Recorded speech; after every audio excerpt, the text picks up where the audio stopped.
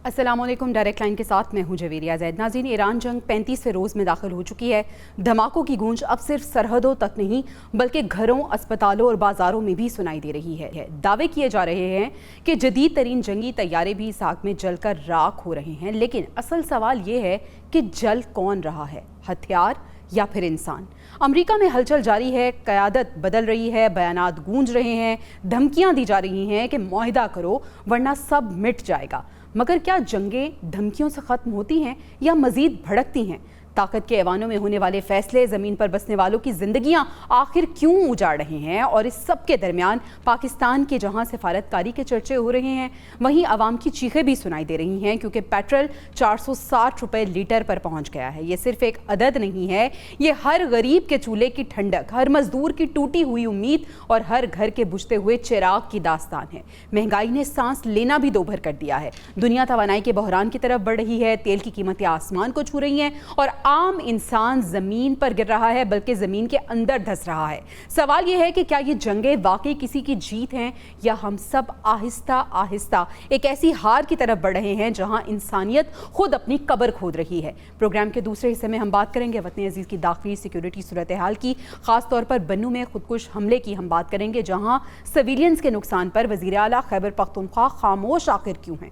कल रात बन्नू के थाना डुमेल के करीब पेश आने वाले सानेह ने न सिर्फ अफसोसनाक खबर दी बल्कि सूबाई हुकूमत के रद्द-ए-अमल के हवाले से भी कई संजीदा सवालात को जन्म दिया है। जहां सदर आसिफ जरदारी और वजीर आजम शहबाज शरीफ ने फौरी तौर पर रद्द-ए-अमल देते हुए दुख और अफसोस का इजहार किया, वहीं खैबर पख्तूनख्वा की सूबाई क़यादत बिलखसूस वजीर आला सुहेल आफरीदी की खामोशी इंतहाई तशवीशनाक है, जिस पे बहुत से सवालात उठ रहे हैं। इन्हीं सवालों के जवाब जानने के लिए पैनल मेरे साथ मौजूद है। पैनल का तारुफ आपसे करा देती हूँ। Defence analyst brigadier retired Haris Nawaz साहब हमारे साथ मौजूद हैं। Middle East expert Mansoor Jafar साहब ने हमें ज्वाइन किया है और एंकर पर्सन और एनालिस्ट मसूद रजा साहब भी आज के डिस्कशन का हिस्सा होंगे। ब्रिगेडियर साहब से आगाज़ करना चाहूँगी। ब्रिगेडियर साहब, सबसे पहले तो हम बात करेंगे ईरान जंग के हवाले से 35वां रोज़ है और सर जंग बंदी की अभी कोई सूरत निकलती हुई नज़र नहीं आ रही। एक तरफ अमेरिका, ख़ासतौर पर डोनाल्ड ट्रंप धमकियां देते हुए नजर आ रहे हैं। वो ये कह रहे हैं कि डील करो नहीं तो ये कर दूंगा, वो कर दूंगा, स्टोन एज में पहुंचा दूंगा। दूसरी तरफ ईरान है जो मुकम्मल तौर पर तैयार है और रिटेलिएशन भी अपनी शो कर रहा है।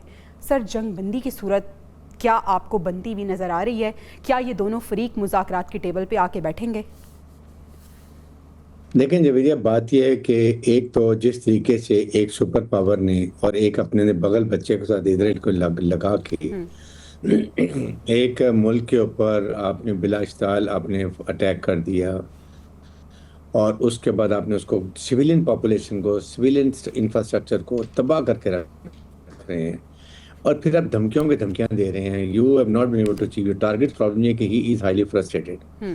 अपनी जो बात बार बार करते हैं कि जी मैंने टारगेट जो इनके थे वो एक भी अचीव नहीं किया, ये वहाँ की न्यूक्लियर कैपेबिलिटी को भी ख़त्म नहीं कर सके।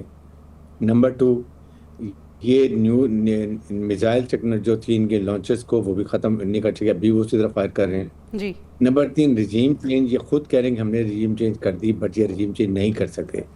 और नंबर 4, अब ये जो स्टेट्स ऑफ हरमूज है उसको भी ये नहीं खुलवा सके। तो व्हाट इज, आपने नेवी खत्म कर दी है, they were not concentrating, they were concentrating mainly on missiles, on drone, वो अपने उसी तरह कायम है। बात यह कि आपने मुझे बताइए कि आपके साथ रिजीम चेंज कर ली, क्या रिजीम चेंज करने के बाद उनमें कोई फ़र्क आया? वो उसी तरह आप पे अटैक कर रहे हैं, उसी तरह इसराइल को तबाह कर रहे हैं, उसी तरह आपके बेसिस जहाँ जहाँ खलीज वहाँ पे भी हो जा रहे हैं। They are not accepting you. तो हाउ कैन यू से कि आपने उनको नुकसान, मिसाइल दूसरी तरफ फायर हो रहे हैं, न्यूक्लियर कैपेसिटी आप कहते हैं 460 किलोग्राम अभी यूरेनियम है उनके पास, तो फिर आपने क्या किया जी? इसलिए इस वक्त he is totally frustrated and this is no way कि आप मिलिट्री पावर, मिलिट्री माइट, एक सुपर पावर एक मुल्क को थ्रेट कर रही है कि मैं स्टोन एज में ले जाऊंगा, मैं ये कर दूंगा। What the hell you are doing it? आपने सिविलियन पॉपुलेशन को तबाह कर रहे हैं। कोई इंसानियत है? एक गाजा में उसने आपके इजराइल ने बेचारे फ़लस्तीनी को जो हाल करके रख दी है। Now you are doing Iran. Iran is not a तरने वाला, Iran will never go down. Iran बहुत ही रेजिलिएंट मुल्क है, उसने कर दिखाया। और अभी एम पता है कि मैं आपको एग्जैक्टली बता रहा हूँ, एम ये है इजराइल वांट्स के इजराइल के ईरान के अभी वो इनके जो पावर प्लांट्स पे और डेस्टिनेशन पॉइंट में हमला करें इन रिटेलिएशन। ईरान जो है वो खलीज ममालिक के जो है वो उनके गैस पे इनके ये वो जो ऑयल का वहां पर अटैक करे और डीजल पे करे, ताकि ये सेक्टेरियन क्लैश में शिया और सुन्नी आपस में क्लैश कर सेल्फ डिस्ट्रक्शन कर लें, और इसराइल का जो ख्वाब है ना हमेशा ग्रेटर इसराइल का, वो बड़ी आसानी से पूरा हो जाए।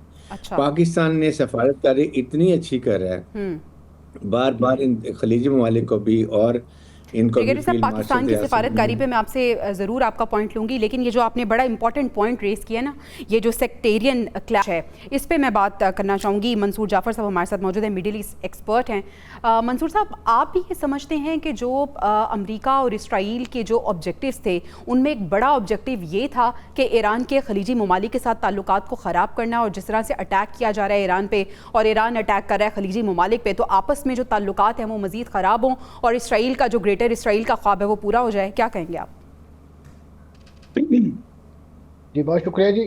यकीनन इसमें एक पहलू मौजूद है, लेकिन मैं समझता हूँ ये कोर इशू नहीं है, क्योंकि इस वक्त खलीजी ममालिक और ईरान पानी पुलों के नीचे से बहुत सारा गुजर चुका है, और एक अरसा दराज हुआ है कि अब अमेरिका जिससे वो हिलाल शीई जिसको कहते हैं ना, जो ये अरब ममालिक हैं, इनके गिर्द बुनियादी तौर पे जितने भी ममालिक हैं जहाँ पे शिया पॉकेट्स हैं, जी। तो उनसे ये अरबों को डराया करते थे कि यहाँ पे शिया पॉकेट्स हैं, ये आपके गिर्द एक क्रिसेंट की शक्ल में आपको घेर रहे हैं, तो लिहाजा आप जो है हमारे कैंप में रहे, हम आपको प्रोटेक्ट करेंगे। और उसी बिना पे इन्हें यही ड्रावा दे के अपनी बड़ी ही भारी भरकम बेसिस जो है अपने इनके यहाँ बनाई गई, और इनको एक अपना नेट सिक्योरिटी प्रोवाइडर के तौर पे शो किया गया, और इनके पेट्रो डॉलर निचोड़ते रहे और लूटते रहे इन्हें। और अब जब उस प्रोटेक्शन की बात आई है, तो आज आपने देखा कि वो सारी बेसिस जो है वो वीरान पड़ी हैं। इस वक्त वो ईरान के निशाने पर हैं, और वो तमाम का तमाम मामला जो है वो तलपट हो गया। अब इनका ये कार्ड शिया सुन्नी वाला नहीं चल सकता, क्योंकि रिसेंटली आपने देखा होगा कि सऊदी अरब और ईरान के दरमियान भी साल 2 पहले बहुत अहम रप्रोचमा चीन के तवस्सुत से हुआ था, कि जिसके बाद इनके आपस में बहुत सारे इख्तलाफात जो है वो डाइल्यूट हो गए थे, और बहुत सारी चीज़ें नॉर्मलाइज सिचुएशन में चल रही थी।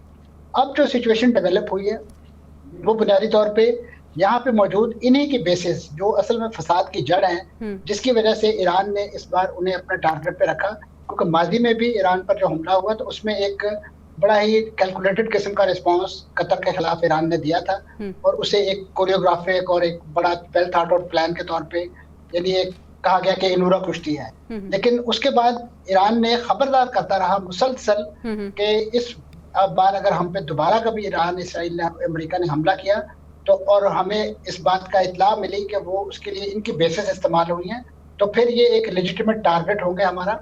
और इसमें ईरान ने किसी किस्म के कोई लगे लिपटी से काम नहीं लिया, और ये हकीकत है कि ये तमाम के तमाम ईरान पर जो हमले, उनके खिलाफ होने वाली सर्विलियंस और इसी नौई की जो जासूसी, वो तमाम के तमाम यहीं पे बेस जो है वो डाटा सेंटर और इसी नौई उनके मुसाद के कैंप्स और वो सारी चीज़ें करते रहे। तो ईरान ने अपना वो वादा एक लिहाज से अटैक वाला वो पूरा कर दिया, और मैं यहाँ से अफसोस से कहूँगा कि इस वक्त इन ममालिक ने बजाय ये कि वो अपना एक सफारती वजन जो उनके पास मौजूद था, खासतौर पे खित्ते के 2 ममालिक बहरीन और यूएई, उनके तो सफारती ताल्लुकात थे इसराइल के साथ, वो अपने आप को डिसएसोसिएट करते, एहतजाज शो करते, उनके सफीरों को अपने पास बुला के उन्हें नोटिस देते, एहतजाजी मरासले देते, उसके बजाय उन्होंने ईरान के सफीर ही यहाँ से निकाल दिए, ताकि वो जो एक मुज़ाकरात का जो कभी डोल डाला जाना था, उसके लिए यही सफारतकार काम आते हैं। तो जिस तरीके से अमेरिका ने एक हमाकत की कि इनकी क़यादत को इन फर्स्ट को ही एलिमिनेट कर दिया,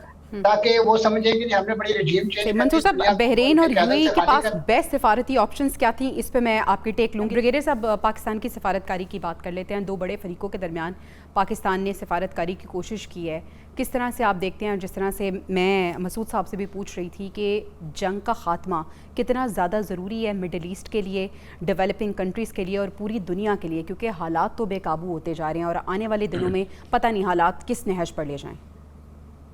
देखें, इस वक्त बड़ी सख्त ज़रूरत है। दुनिया में इकोनॉमिक क्राइसिस और एनर्जी क्राइसिस इंतहा से ज़्यादा ख़तरनाक हद तक बढ़ गई, और इट्स नॉट ओनली कि हमारे डेवलपिंग कंट्रीज है, बल्कि जो डेवलप्ड कंट्रीज हैं यूरोप में हम देख लें, इन जगह पर भी बहुत बुरा हाल है। इवन दुबई में, आप मिडिल ईस्ट में हर जगह पेट्रोल की कीमत कहाँ की कहाँ चली गई है। जो टैंकी दुबई में 250 ये दरम में होती थी, वो अब 350 दरम में हो रही है।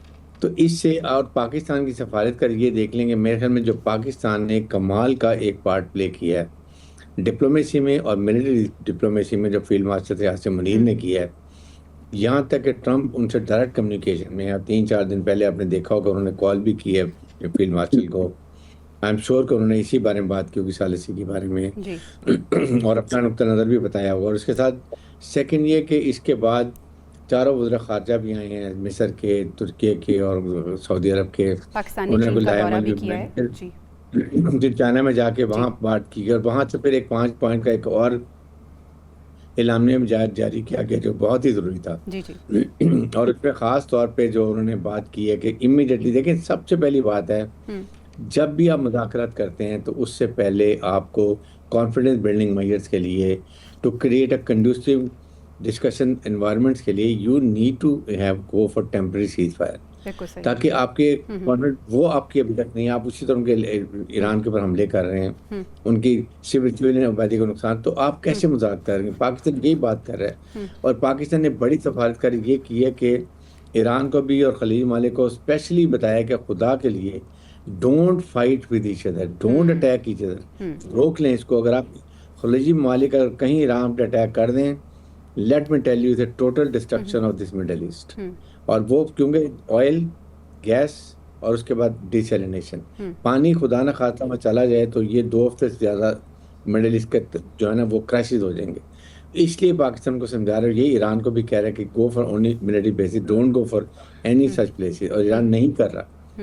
और ये इसलिए कि इसके बाद पाकिस्तान अब आपके सामने जिस तरीके से सफारत करे, ईरान पाकिस्तान को ट्रस्ट कर रहा है, अमेरिका पाकिस्तान को ट्रस्ट कर रहा है। ईरान ने अपने पॉइंट्स पाकिस्तान के थ्रू अमेरिका को दिए, अमेरिका ने अपने पॉइंट्स पाकिस्तान के थ्रू ईरान को दिए। अब ये बैठ के मुज़ाकरात होंगे और इसमें भी अगर देखें जेडी वांस को मेरे ख्याल में वो भेजना चाह रहे हैं कि वो एक रिस्पॉन्सिबल नेगोशिएटर के तौर पे आएंगे, बाकी जो भी उनके साथ आए।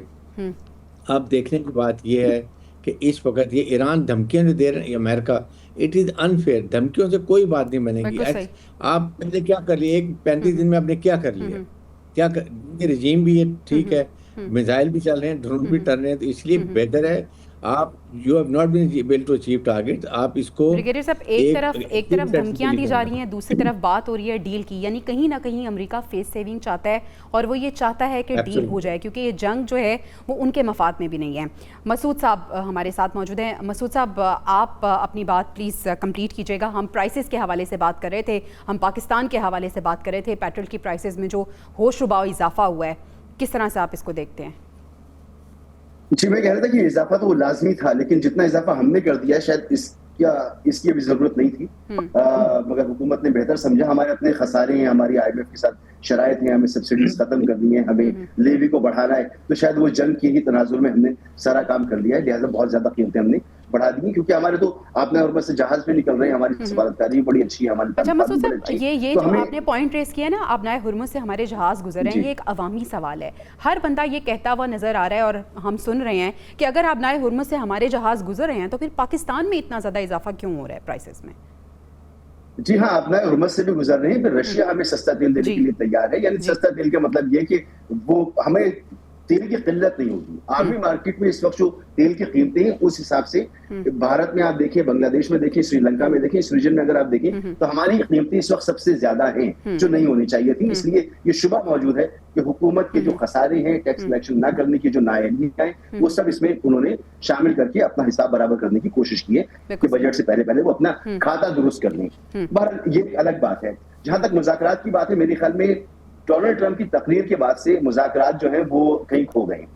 जो मुज़ाकरात की कोशिशें हो रही थी वो फिल वक्त नाकाम हो चुकी हैं। अभी जो शराइत थी वो अमेरिका की शराइत को ईरान ने मुसरत कर दिया, ईरान की शराइत को अमेरिका ने मुसरत कर दिया। चीन और पाकिस्तान ने जो ऐलानिया दिया है वो एक हल हो सकता है, लेकिन उस पर अभी तक कोई जवाब फरीकैन की तरफ से नहीं है।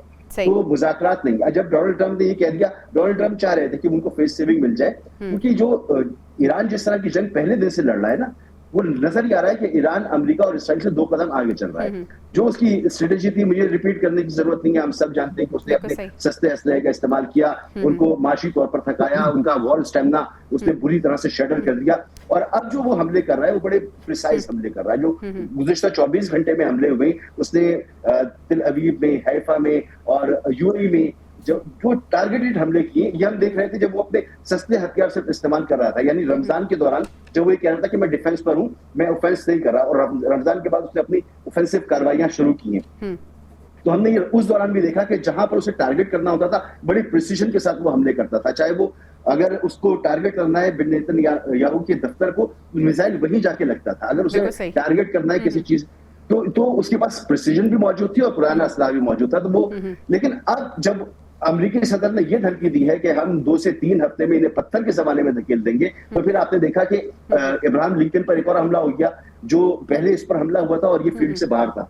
कल फिर इन्होंने आने की कोशिश की, उस पर हमला हो गया। जेराल्ड फोल्ड जो है वो रेंज से बाहर खड़ा हुआ है, वो नहीं आ सकता। जो इनके मरीज आ रहे थे वो किस बेस से आएंगे, क्योंकि हर बेस पर हमला हो रहा है। मसूद साहब, आप बिल्कुल सही कह रहे हैं कि डोनाल्ड ट्रंप का जो खिताब था वो तो सरासर ऐसा लग रहा था कि वो डेटरेंस शो कर रहा है, लेकिन अमेरिका को ये मान लेना चाहिए, समझ लेना चाहिए कि ईरान किसी भी किस्म की डेटरेंस से डरने वाला नहीं है। ईरान की स्ट्रैटेजी की बात हो रही है, तो मंसूर जाफर साहब, ईरान की स्ट्रैटेजी की भी मैं आपसे बात करना चाहूँगी कि ईरान की स्ट्रैटेजी को आप किस तरह से देखते हैं? आपको लगता है कि ईरान ने अमेरिका को थका दिया है और ईरान बहुत ये समझ चुका है कि अमेरिका इस वक्त फेस सेविंग चाहता है? और दूसरा सर, जो बात हमने छोड़ी थी उसको वहीं से कंटिन्यू करते हैं कि जो खलीजी ममालिक है, ख़ासतौर पर बहरीन और यूएई की बात आपने की, क्या बेस्ट ऑप्शंस हैं इनके पास सिफारतकारी के? पाकिस्तान तो कोशिश कर ही रहा है, लेकिन खलीजी ममालिक क्या कोशिशें कर सकते हैं? देखिए जी, जिन ममालिक के आपस में डिप्लोमेटिक ताल्लुकात होते हैं उन्हें बड़ा एज हासिल होता है, और ख़ासतौर पर जब आप इस नौईयत की जंग में आप अपना एहतजाज रिकॉर्ड करने के लिए अपने सफारती ताल्लुकात को डाउनग्रेड करते हैं या अपने सफ़ीर वगैरह वापस बुलवाते हैं, तो एक बहुत बड़ा एहतजाजी नोट होता है। एटलीस्ट एक सिंबॉलिक आपकी तरफ से सॉलिडारिटी होती है फरीक मुखालिफ यानी ईरान के साथ, लेकिन इस नौईयत की कोई एक्टिविटी नहीं की गई। अब आप देखिए कि इस वक्त अगर कोई ममालिक दबाव डाल सकते हैं, खासतौर पर अमरीका पे या इसराइल पे तो ये ममालिक डाल सकते हैं, लेकिन पूरा खिता GCC जिन ममालिक ने उनके बेसिस को अपने यहाँ होस्ट किया हुआ था, उनके पास तो एक डायरेक्ट आप कह के ये लिंक मौजूद है कि वो बराह रास्त डोनाल्ड ट्रंप साहब को कहें कि भाई आपके इन बेसिस की वजह से हम ज़ेर ताब हैं, तो आप अपने हमले रोके और मुज़ाकरात के हवाले से कुछ जो इस वक्त बैनुल-अक़वामी कोशिशें हो रही हैं उसका हिस्सा बने, और इसी में हम सबकी भलाई है, बजाय ये कि आप उस आग को मज़ीद दहकाएं। इस पूरे जंग के दौरान जो है इस नौईयत की खबरें मुसलसल अमरीकी मीडिया के अंदर शाया होती रही हैं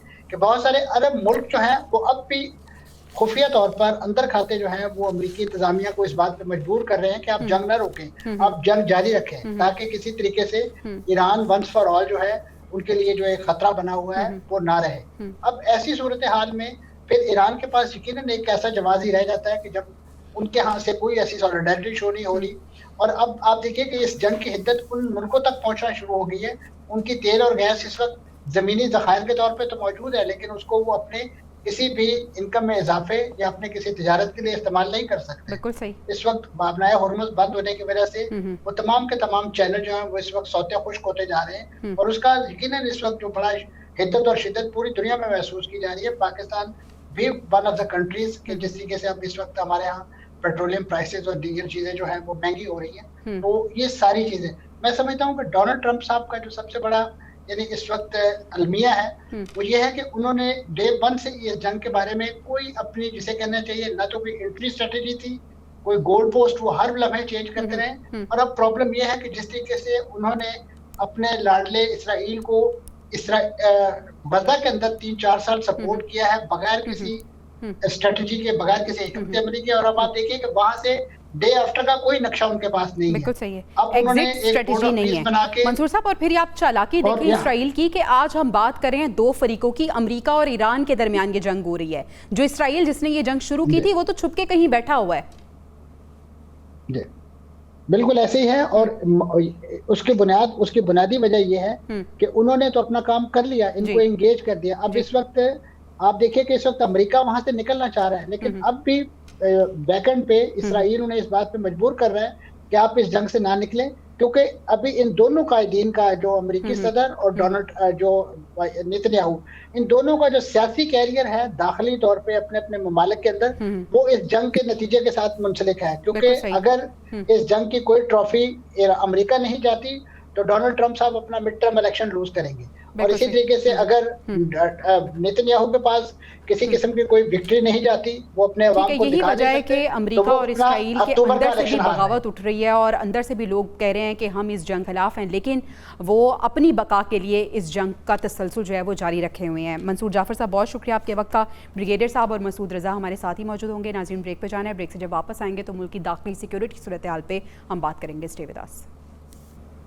वेलकम बैक नाज़रीन। बन्नू खुदकुश हमले की बात करते हैं। इंतहाई अफसोसनाक सानिया पेश आया है। कल रात बन्नू के थाना डुमेल के करीब ये सानिया पेश आया। फौरी तौर पर सदर और वज़ीर आज़म साहब ने रद्द अमल दिया, दुख का इजहार किया, लेकिन खैबर पख्तूनख्वा की सूबाई क़यादत, ख़ास तौर पर हम वज़ीर आला KP सुहेल आफरीदी की खामोशी की बात करें तो उसने बहुत से सवालों को जन्म दे दिया है। ब्रिगेडियर साहब, एक अफसोसनाक वाक़या पेश आता है और उस पर सूबाई हुकूमत, वज़ीर आला वहाँ के खामोश रहते हैं।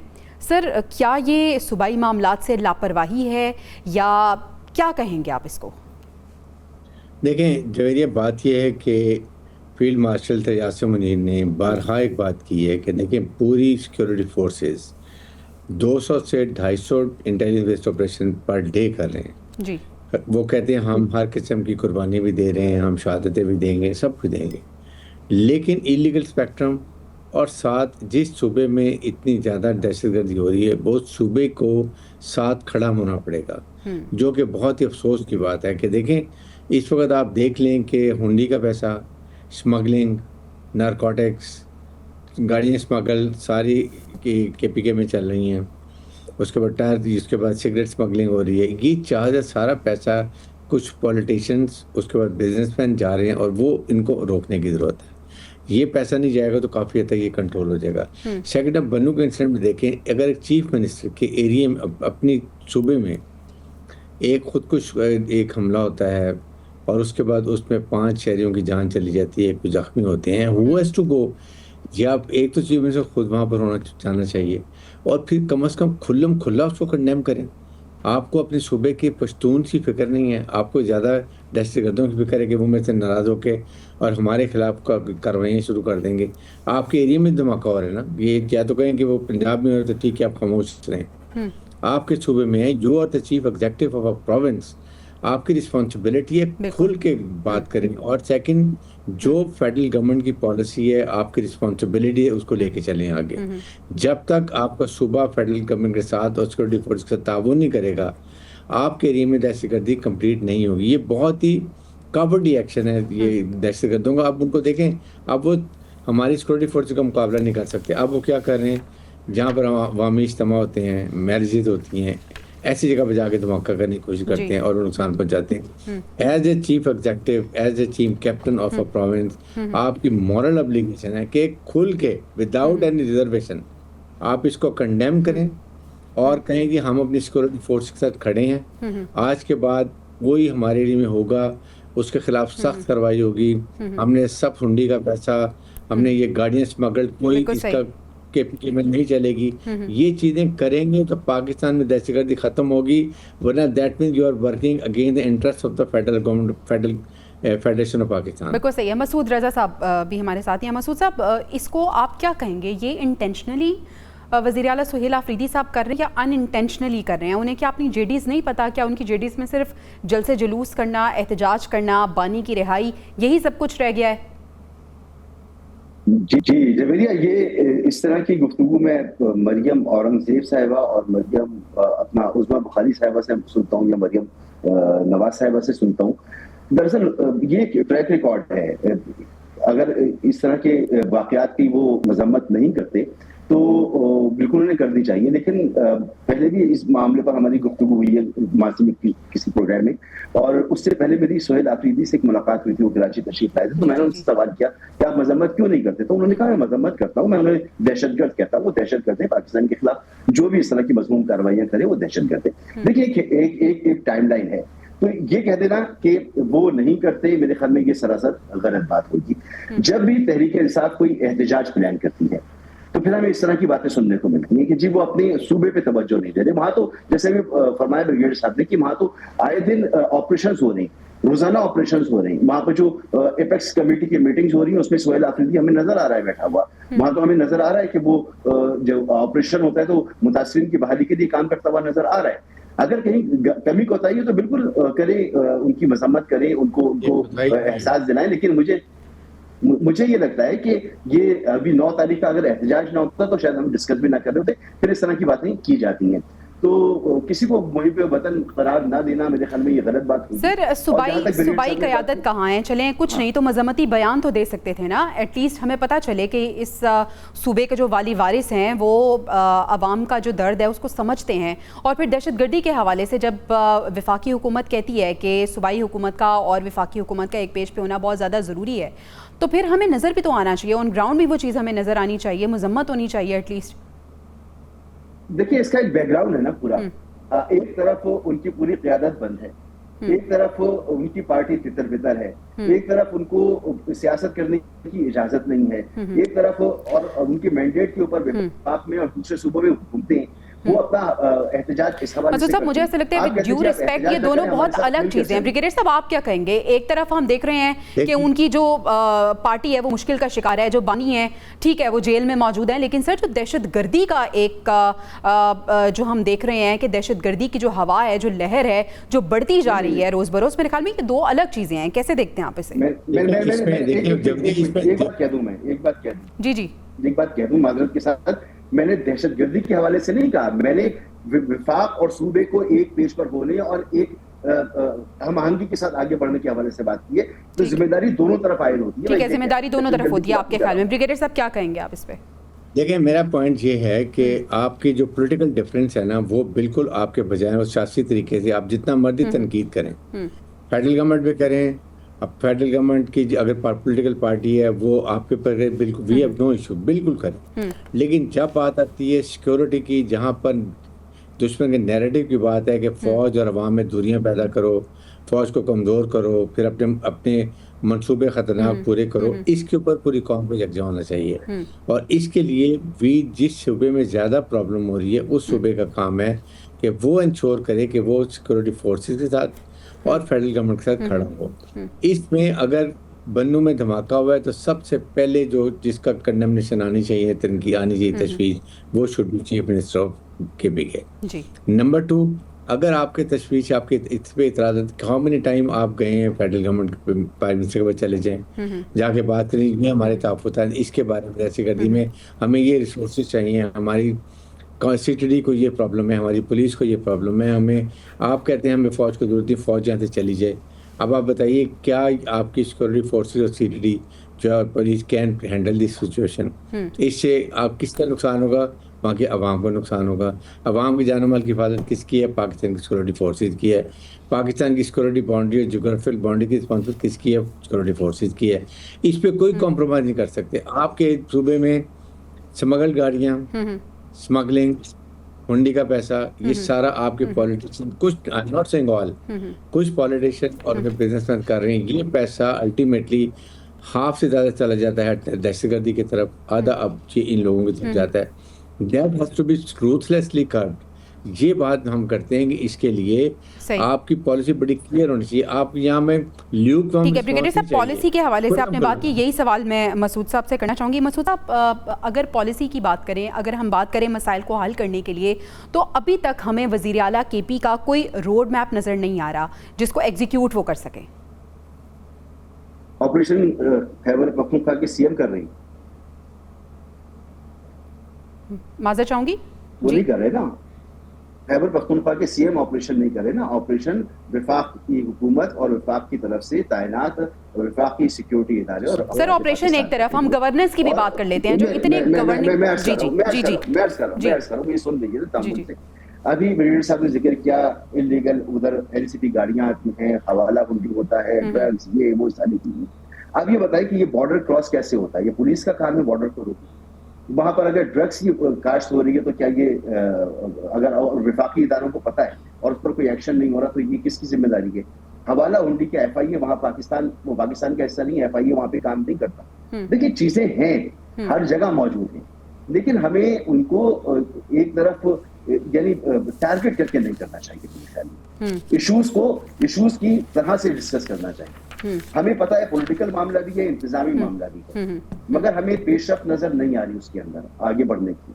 बिल्कुल सही है, बिल्कुल सही है। ठीक है, आप कह रहे हैं कि वफाक और सूबाई हुकूमत को मिलकर काम करना चाहिए, लेकिन जब सूबाई हुकूमत जो है वो बिल्कुल खामोश बैठी रहेगी तो वफाक मेरे ख्याल में कुछ नहीं कर सकती। और वफाक बार बार ये कह रही है कि सूबे के जो मसाइल हैं इसे हल करने के लिए हमें मिल बैठ कर एक पेज पर होकर काम करने की ज़रूरत है। नाज़रीन, अभी हमें ब्रेक पर जाना है, ब्रेक से वापस आएंगे तो आसिफ दुरानी साहब, ex ambassador to Iran and UAE, हमारे साथ मौजूद होंगे। Stay with us. Welcome back. नाज़रीन, जंग की संगीन सूरत हाल और लम्हा बलम्हा बदलते हालात के बारे में बात करने के लिए ex ambassador to Iran and UAE Asif Durrani साहब ने हमें ज्वाइन किया है।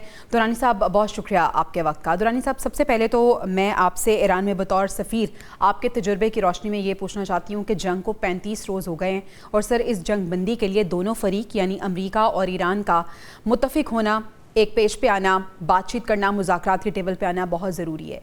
सर, आपसे सवाल मैं ये पूछना चाहूँगी कि ईरान क्या मुज़ाकरात की बात पे अग्री हो सकता है, मुज़ाकरात की टेबल पे आ सकता है, जबकि उसको पता है कि अमेरिका फेस सेविंग भी चाहता है और इस जंग से एग्जिट भी चाहता है? देखिए, आपने जैसे सही फरमाया है, अमेरिका एग्जिट भी चाहता है और फेस सेविंग भी चाहता है। तो फेस सेविंग यही है कि जंग ऐलान कर दे, बंद कर दे, क्योंकि जंग शुरू भी अमेरिका ने की, इसराइल। तो इसलिए इस वक्त जो जंग जो जारी है वो उसके पीछे जो है इसराइल की शरारत है वो, और वही इंस्टिगेट कर रहा है। और आप ये देखेंगे कि जो ईरान की जितनी भी लीडरशिप है उनके मर्डर के पीछे इसराइल का ज्यादा हाथ है। तो उन्होंने सब कुछ ये मेरे नजदीक ये जंग अगर खत्म करने की बात है या सीरियसनेस है तो वो अमेरिका ही कर सकता है। जैसे अमेरिका ने अनाउंस किया कि जी 6 अप्रैल तक हम हमले नहीं करेंगे, इसके बावजूद वो हमले कर जी। तो ये अमेरिका की बात पे कौन यकीन करेगा? ये क्रेडिबिलिटी क्राइसिस भी पैदा हो गया है। प्रेसिडेंट ट्रंप के बयानात जो हैं वो हर घंटे के बाद बदल जाते हैं। तो ये आप हैरान होते हैं कि उन किस बात पे यकीन करें और किस बात पे यकीन ना करें। तो इसलिए ये बहुत से यानी एक मखमसा है जो उन्होंने इस जंग के साथ क्रिएट कर दिया है। जंग की वजह से आप देख रहे हैं इंफ्रास्ट्रक्चर तबाह हो गया है, इंसानी जानों का इतलाफ हो गया है। तकरीबन 2000 से ज्यादा ईरानी जो है उनको मार दिया है और खुद अमेरिकियों का कुछ 13-14 जो है वो फौजी वो मारे गए हैं। इसराइल के अंदर जो है कम है, लेकिन उनकी जो जख्मियों की तादाद वो कुछ 6000 से ज्यादा है। बिल्कुल ऐसे ही। और वो तो ये वो चीजें हैं कि जिनका एहसास जो है वो जो बड़ी पावर है वो अगर बंद कर दे तो ईरान तो बड़ी पावर नहीं है। वो ईरान एक पावर जरूर है, उसने रेजिस्टेंस शो की है, लेकिन इसमें आप ईरान को कसूरवार नहीं ठहरा सकते जंग शुरू करने। बिल्कुल सही है। दुरानी साहब, रूस ने ईरान अमेरिका तनाज़े के हल में मदद करने का ऐलान किया है। आप इन बड़ी ताकतों चीन और रूस की अगर हम बात करें, आप क्या देखते हैं, ये जंग इनके मफाद में है या ये अगर चाहें तो ये जंग बंदी में कुछ रोल प्ले कर सकते हैं, अहम रोल प्ले कर सकती हैं? देखिए, उनका तो ये जंग किसी के फायदे में जी। अगर कोई समझता है कि इससे कोई फायदा होगा, नहीं किया। लड़ रहे हैं इसराइल और अमेरिका, वो ईरान के साथ लड़ रहे हैं, लेकिन उसका इम्पैक्ट पाकिस्तान पे भी पड़ा है जी। आपने देख लिया ऑयल प्राइसेस कहाँ से कहाँ चले। बिल्कुल ऐसा ही है। ये सिर्फ ऑयल पे नहीं होगा, आपके बाकी जो रोजमर्रा जिंदगी की अशिया है वो भी महंगी हो जाएंगी, कॉस्ट ऑफ लिविंग बढ़ जाएगा, अनएम्प्लॉयमेंट बढ़ जाएगी। आपको जो है वो फर्टिलाइजर बनाने के लिए आपको गैस चाहिए, वो अगर अवेलेबल नहीं है आप क्या करोगे? इसी तरह आप बाकी तिजारत जो है वो भी तो कर रहे हैं, वो कहाँ, अगर वहाँ नहीं जा रहा और स्टेट ऑफ हॉर्मज से पास नहीं होता वो मुश्किल हो जाए। पाकिस्तान के केस में तो ऐसा प्रॉब्लम नहीं है क्योंकि ईरान की तरफ से वो पाकिस्तान को कंसेशन दी गई है, वो कम मुल्कों को हासिल है, वो अपनी जगह है, लेकिन ऑयल प्राइसेस तो बढ़ गए हैं। बिल्कुल ऐसे ही, मैं यही कहना चाह रही थी सर कि इतनी कंसेशन के बावजूद हम देख रहे हैं कि पाकिस्तान में ऑयल की प्राइसेस बढ़ गई हैं, आवाम का बुरा हाल है। सर, स्ट्रेट ऑफ हॉर्मस के हवाले से बात कर लेते हैं। स्ट्रेट ऑफ हॉर्मस अगर मज़ीद ये बंद रहती है, जंग बंदी नहीं होती, जंग मज़ीद आगे कंटिन्यू होती है, तो पूरी दुनिया किस तरह से इसके असरात को देखेगी और क्या असरात मुरतब मज़ीद हो सकते हैं, ख़ास तौर पर डेवलपिंग कंट्रीज़ जिसमें पाकिस्तान भी शामिल है, क्या होगा आवाम का? देखिए, जब आप एक रास्ता जो फ्रिक्वेंटेड वो सी रूट है वो बंद हो जाएगा या उसमें स्लो हो जाएगा, तो वो इमीडिएट ट्रेड पे असर पड़ेगा, क्योंकि वो ट्रेड के लिए था। जी। तो वो उसका इमीडिएट जो नेगेटिव इम्पैक्ट है वो उसी पे है। इंश्योरेंस कॉस्ट बढ़ गई है, अब जहाज जो है जाते नहीं है वो स्ट्रेट ऑफ हॉर्मस से। तो आपने देख लिया वो उन्होंने जो है फोर्स मेजोर क्लास अप्लाई कर दिया है कि भाई हमारे तो जहाजों को हमारे उसको खतरा है, तो आप क्या कर लेंगे? या कोई सेपरेटिस्ट रूट अगर आप लेके आएंगे तो आपकी चीजें और महंगी हो जाएंगी। आप ये देख लें और को छोड़ दें, इंडिया ने चाबार पोर्ट बनाए और इस ख्याल से उसमें इन्वेस्ट किया कि वो पाकिस्तान को बाईपास करके अफगानिस्तान चला जाएगा ईरान के रास्ते और फिर वहां से सेंट्रल एशिया चला जाएगा। लेकिन वो एक सेपरेटिस्ट रूट साबित हुआ इंडिया के लिए। बिल्कुल तो ऐसे। आपने देखा कि उनकी ट्रेड नहीं बढ़ी। इंडिया बावजूद कोशिश करने के भी वो अपनी ट्रेड नहीं बढ़ा सका, और प्राइवेट सेक्टर तो बिल्कुल चाबार पोर्ट को इस्तेमाल ही नहीं कर रहा, क्योंकि ऑलमोस्ट तकरीबन 30 to 35% ट्रांसपोर्टेशन कॉस्ट बढ़ गई। तो इसलिए तो एक है नॉर्मल जिसमें कोई जंग की कैफियत भी नहीं है। जहाँ जंग की कैफियत है वहां भी जानी इतलाफ भी है, इंश्योरेंस का भी प्रॉब्लम है। ये तमाम इश्यूज को मद्देनजर रखते हुए ये जंग के जो नेगेटिव असरात हैं ये उनमें से एक है जिसपे सबसे पहला जो रखना पड़ता है वो तिजारत होता है। बिल्कुल सही है सर। इससे पहले कि मैं बात करूं पाकिस्तान के मीडिएटर के तौर पर जो रोल पाकिस्तान पे करने की कोशिश कर रहा है, उससे भी पहले सर मैं गल्फ कंट्री खलीजी ममालिक की बात करना चाहूँगी, ख़ासतौर पर यूएई की, सऊदी अरब की। इस सूरत हाल में उनकी पोजीशन क्या है, कहाँ पे स्टैंड करते हैं?